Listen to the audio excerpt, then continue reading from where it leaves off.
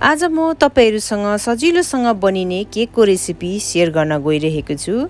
बिना ओभनकै घरमा भएको पुरानो कराई अथवा कुकरमै तपाईहरुले यो केकलाई सजिलोसँग बनाउन सक्नुहुनेछ र चिया अथवा कफीहरुसँग फ्यामिलीसँग बसेर इन्जोय गर्न सक्नुहुनेछ। यदि भिडियो अथवा रेसिपी मन परे लाइक गर्नु चाहिँ नबिर्सिदिनुस् है।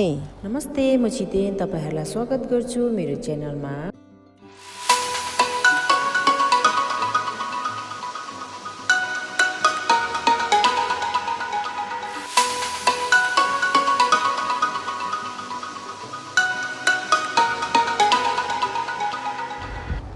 र यो केक बनाउनको लागि सबैभन्दा पहिला हामीले गर्नुपर्ने काम चाहिँ यो कराई अथवा तपाईहरुले कुकर जे पनि लिनुहुन्छ त्यसलाई प्रिहिट गर्ने। ओभन पनि हामीले प्रिहिट गर्छौं र यो कराई अथवा कुकर लिनुभयो यसलाई पनि हामीले प्रिहिट गर्नुपर्छ। त्यही भएर सानो ग्यास फ्लेम राखेर कराई अथवा कुकरलाई राखेर र कुकर भित्र अथवा कराई भित्र एउटा कुनै पनि स्ट्यान्ड तपाईहरुले राख्नुपर्छ र राखेर यसलाई कभर गरेर प्रिहिट गर्ने। तर यति बेला ग्यासको फ्लेम चाहिँ एकदमै याद राख्न पर्ने कुरा सानो ग्यासमा चाहिँ प्रिहिट गर्नुपर्छ। मैले चाहिँ यहाँनिर यो केक बनाउनको लागि यहाँनिर केक टिन लिएको छु।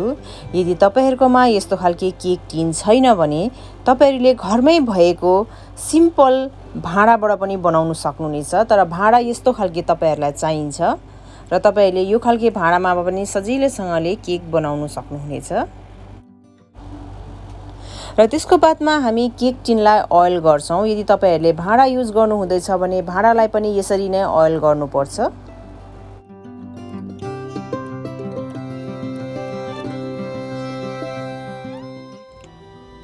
यसरी ओइल गरिसकेपछि अब अलिकति पिठो लिएर पिठो यसरी छर्केर चारैपट्टि फेरि पिठो पनि लगाउनु पर्छ। यसो गर्नाले चाहिँ तपाईहरुको केक भाँडामा टाँसिँदैन।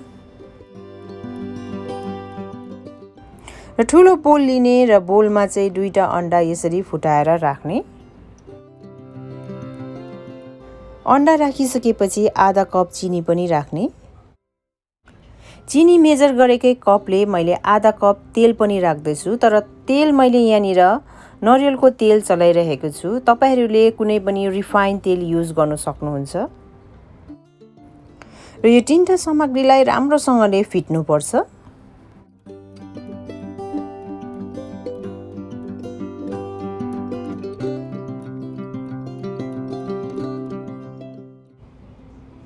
र केक बनाउँदा जहिले पनि याद राख्न पर्ने यो अन्डा, तेल र चिनीलाई चाहिँ एकदम राम्रोसँगले तपाईहरुले फिट्नुपर्छ।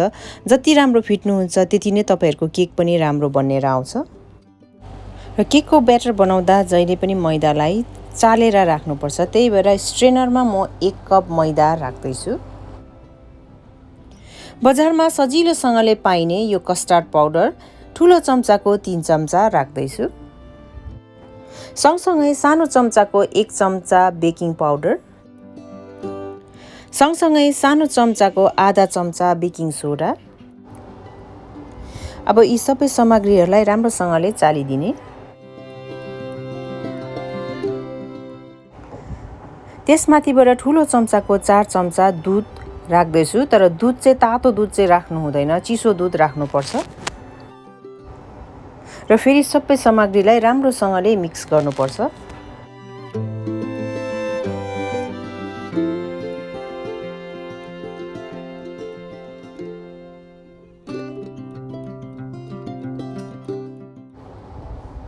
ब्याटर अलिकति बाक्लो लागेर मैले चाहिँ फेरि 1 चम्चा दुध एड गर्दैछु। त्यही भएर टोटल मैले यहाँ 5 चम्चा दुध चाहिँ एड गरेको छु।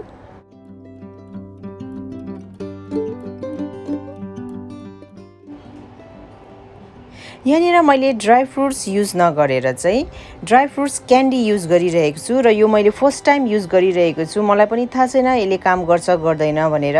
ड्राई फ्रुट्स तपाईहरुको चोइस अनुसार लिने र लिएर तपाईहरुले जहिले पनि यसरी पिठो माथिबाट राखेर चाहिँ यसलाई मिक्स गर्नुपर्छ। यसो गर्नाले चाहिँ ड्राई फ्रुट्स चाहिँ डुब्दैन हाम्रो ब्याटरमा। तर मलाई थाहा छैन यो ड्राई फ्रुट्स चाहिँ डुब्न पनि सक्छ किनभने मैले यो फर्स्ट टाइम युज गरेको र यसमा पुरा चिनी गुलियो पनि छ यो। र तपाईहरुको चोइस अनुसारको ड्राई फ्रुट्स यसरी मिक्स गर्ने ब्याटरमा नरिवल, पिस्ताचियो, काजु, किसमिस तपाईहरुले जे पनि लिनु भएको छ यसरी मिक्स गर्नुपर्छ। केक ब्याटर रेडी भइसकेको छ। अब यसरी केक टिनमा ब्याटरलाई राख्ने।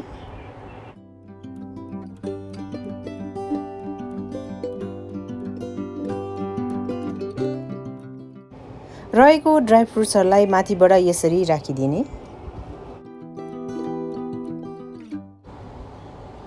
अब यो प्रिहिट कराईमा केकको ब्याटरलाई राखिदिने। कभर गरेर 30 देखि 45 मिनेटसम्म राम्रोसँगले बेक गर्ने। अनि बेकिङ टाइम तपाईहरुको भाँडा अनुसार हुन्छ। पातलो अथवा मोटो तपाईहरुले कस्तो भाँडामा बेक गर्नु हुँदैछ त्यही अनुसारले तपाईहरुले टाइममा चेक गर्नु चाहिँ सक्नुहुन्छ। तर साह्रो बेसी ढकनी खोलेर फेरि बन्द गरेर गर्नु हुँदैन। मैले चाहिँ यो केकलाई 45 मिनेट बेक गरेको छु र 45 मिनेट बाद म यहाँनिर चेक गर्न गइरहेको छु पाके कि पाकेन भनेर। छुरी अथवा टुथपिकले तपाईहरुले यसरी चेक गर्न सक्नुहुनेछ। यदि छुरी अथवा टुथपिकमा तपाईहरुको ब्याटर लागेर आयो भने केक पाकेको छैन र अझै तपाईहरुले पकाउनु पर्ने हुनेछ।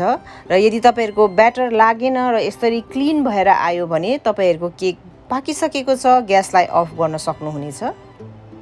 केक टिन तातो भएको हुनाले मैले यहाँ चपिङ बोर्ड माथि राख्दैछु अथवा तपाईहरुले केक र्याक माथि पनि राख्न सक्नुहुनेछ र यसलाई एकछिन सेलाउन दिन पर्छ र सेलाएपछि तपाईहरुले यसरी प्लेटमा ट्रान्सफर गर्न सक्नुहुनेछ। तपाईहरुले देख्नुभयो मैले कुनै मेहनत नगरिकिन नै केक टिनबाट केक मजाले सेपरेट भएर निस्केको छ। पिठो लगाएको कारण चाहिँ यसकै लागि हो र केक पनि एकदमै सफ्ट बनिएको छ। तपाईहरुले यहाँनिर भिडियोमा नै सजिलोसँगले देख्नु हुँदैछ केक एकदमै सफ्ट बनिएको छ भनेर। भित्रको भाग त देख्नुभयो तपाईहरुले। अब भित्रको भाग काटेर पनि हेरौँ है। अनि मैले तपाईहरुलाई भनेको थिएँ नि माथिबाट जुन चाहिँ मैले एक्स्ट्रा ड्राई फ्रुट्स राखेको थियो त्यो सबै नै भित्र पसिसकेको छ। बाहिर कुनै पनि ड्राई फ्रुट्स छैन मेरो चाहिँ। तर तपाईहरुको चाहिँ बस्न सक्छ र मेरो चाहिँ यो स्योर थिएन म पनि यो बस्छ कि बस्दैन किनभने मैले यो फर्स्ट टाइम युज गरिरहेको थिएँ।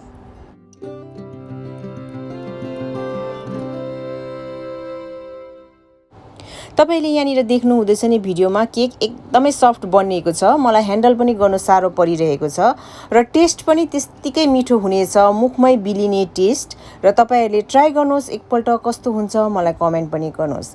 Thank you. Bye bye.